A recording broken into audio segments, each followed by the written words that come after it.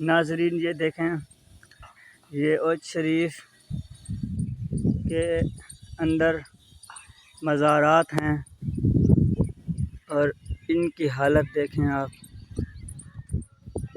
کہ اہل بدعت جو آ کر ان کی مزاروں سے اور ان بزرگ ہستیوں سے مدد مانگتے ہیں، بیٹے مانگتے ہیں، اپنا رزق کی کشادگی مانگتے ہیں، آج دیکھیں ان کے مزارات کا قدرت نے یہ حال کیا۔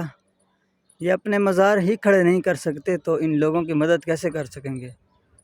جیسا کہ قرآن میں آیا لا تدعوا مع اللہ احدا، کہ اللہ کے ساتھ کسی اور کو مت پکارو۔ تو ان لوگوں کو بھی عقل آنی چاہیے کہ اللہ کے غیر سے مدد مانگتے ہیں۔